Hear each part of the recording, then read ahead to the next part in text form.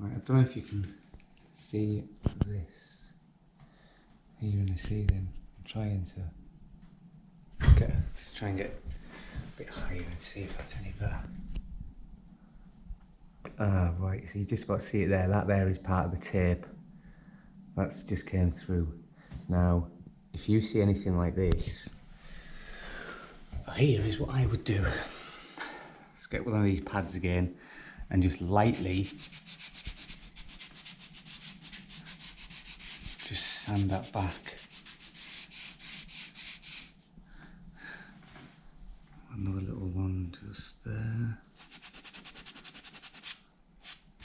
9 times out of 10, if these are that faint of coming through, you can just give them a little rub and then paint straight over them, and you don't see them.